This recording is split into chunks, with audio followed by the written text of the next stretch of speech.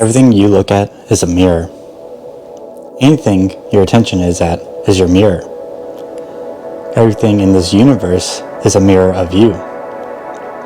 This is the mirror effect. The mirror effect is occurring as the dualistic representation of oneness.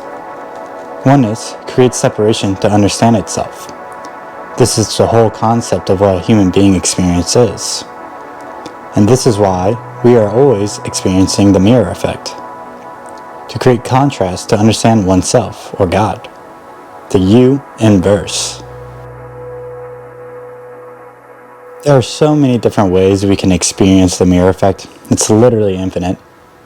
So we will break down a few to grasp how this effect works in your reality and what utilizing this information can mean for you. Once understanding this principle or rule of reality, you will be able to accomplish incredible achievements. This is due to the principle of manifestation and mirrors being intertwined with each other. This is for, in manifestation, you must 100% create the reality mentally so it will be mirrored externally.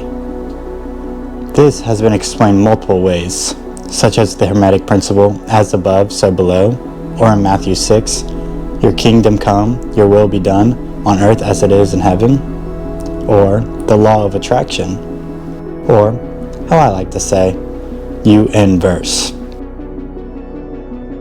To understand how the mirror effect works through manifestation and everything around us, we will use the frameworks of the three planes of existence. The three planes are physical plane, mental plane, and the spiritual plane. The physical plane is the reality of the body. This is the physical world around us and what most people are perceiving as the only plane of existence they have experienced. The second plane is the mental. This is the mind's domain. This is the in-between plane, and where the mind's abilities interact. The third plane is the spiritual plane. This deals with the greater self, the you behind the mind and the body, the observer, the soul. This can also be explained through the Christian framework as the Holy Trinity. The mirror effect deals with the mental plane, for the mental plane is the mirror of the physical plane. So, we can see that manifestation is dealing with this mental plane. Whatever it is mentally will appear in the physical. Someone is having a bad mood mentally, their world around them will also appear bad, and vice versa. If someone is having a good mood mentally, their world around them will appear good. So, we must follow this rule and understand that to change the external world, we must change the internal. This is why you see this principle showing up in so many different ways. Leo Tolstoy, John C. Maxwell, and Gandhi all shared this understanding by saying something along the lines as, to change the world, you must change yourself. And even in Matthew 7:3, Jesus says, why do you look at the splinter in your brother's eye, but fail to notice the log in your own eye? So, to understand the principle of the mirror is to understand that all we experience is a reflection of ourselves. And to be at service to others, one must understand his own reflection to be a mirror for others. To understand one's own reflection is the journey, the spiritual path, or whatever you want to call it. To find your own reflection is quite simple, because it is everything. Everything is your reflection of you. Everything is a mirror. Now, most people are not ready to try to make sense of that at 100%. So, I would take it one step at a time. Otherwise, it would be very overwhelming.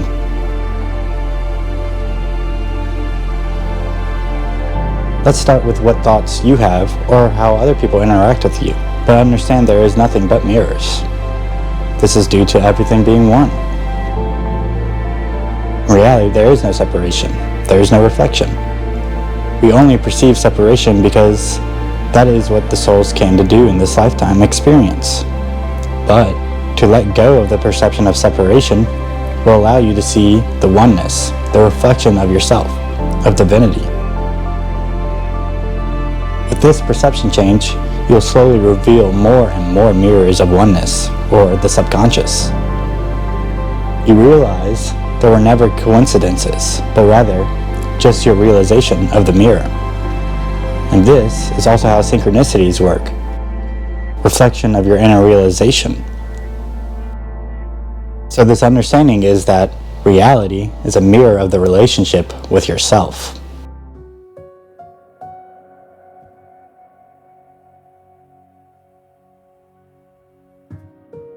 Let's look at a few examples of how the mirror effect works, and how we can use the knowledge of this principle to be in our desired reality. Let's say we want to make money. You want to be a millionaire. If mentally you affirm that you are lacking money or skills to make money, then you will not make money or become a millionaire. But if you tell your inner self through thoughts and emotions that you are a millionaire and you have no lack, then you to the outer world will start mirroring that reality. Just like if you are to say you're not good enough, the world around you will show you that you are not good enough. It will be mirrored with breakups or getting fired, getting angry, fearful, or depressed. So, if you tell yourself you are good enough, the world around you will mirror that. You will begin to see everything is positive. You'll start to get the jobs you want, the friends you want, the experiences you want. You can look at the mirror effect as a yes man or a loyal friend who will always validate what you say. So it is not about directly manipulating the image, but transforming it from the side we can control. Let's say you are trying to influence someone. If you were to tell someone to not do that, they are way more likely to do that. But if you chose to lead by example, motivate, inspire, and present persuasive reasons to avoid certain actions, the someone you are trying to influence will be a lot more likely to listen to you. Just like Jesus said in John 13:15, "For I have set you an example that you should do as I have done for you." Now, I will give you some techniques and methods of how you can use the knowledge of the mirror effect to benefit you and create your desired reality. The first technique is the most simple and fundamental and yet powerful technique, and that is to watch your thoughts and emotions. Do not act upon their thoughts or emotions, but respond to them. Question them. You can dismiss the thoughts or emotions that do not align with what you want in your desired reality. Continue to do that until the thoughts and emotions align with your desired reality. The second technique is visualization, creating and understanding what you want in your desired reality. Like, what is the setting? What are you doing? What is supporting the continuous growth? And what are the characteristics of myself in my desired reality? Understanding and visualizing is super crucial for taking the steps to continue the growth of the first technique. The third technique is another piece of the puzzle that allows you to help the first technique as well. And this technique, the third method, is to know what your worldview is. How are you perceiving the world? And how would it be different in your desired reality? And then there's the fourth technique that I will be teaching you today. It is a popular one, and like the other techniques, should be used together, but this one is called mantras. Mantras are phrases that help reaffirm your mental state to start heading towards the direction of your desired reality. Mantras are the key to manifestation, who change your current reality to your desired reality. For every thought and emotion is a mantra, so to intentionally say mantras or phrases is super beneficial. It can be simple phrases, such as I am loved, I am wealthy, or I am happy. With the principle of the mirror, your desired reality will be created with mantras by reaffirming it into reality. The power of co-creation, the you in verse. But this is the trick, because if you are having thoughts and telling yourself negative things, stuff that is getting you further from your desired reality, such as I'm not loved, I am poor, or I'm depressed, then this will also create the physical reality around you. Also, let's note that being specific is key. This is because the mirror of your reality is not only reflecting just the nature of your thoughts, but the content itself. So if you say something like, I do not want to pay these bills, or I do not like my partner, the mirror itself will create a reality where you have to pay more bills, or your partner will continue to do things you do not like. So it's good to both be specific and have big picture mantras. Let's look at another side note to this principle. In the physical plane, there is a delay from the mental, or so it appears to be. This is because you can think and visualize instantaneously, but you will need to continue visualizing and think in such a way that it is 100% of the time.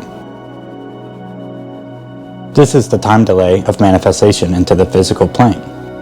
This is the inner nature of matter.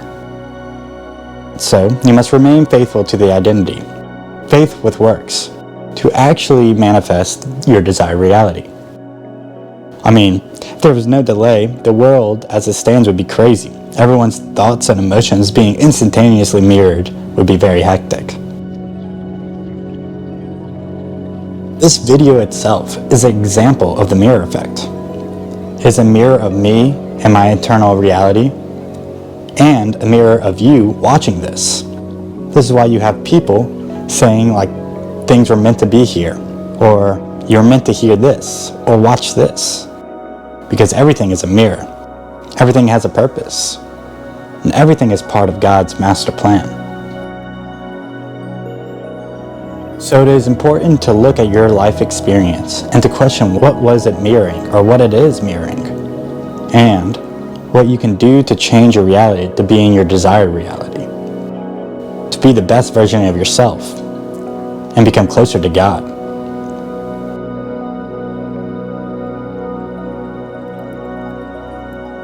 That's it for today's video. Like, subscribe, comment, leave questions or other topics you want me to talk about. Thanks for watching. Peace.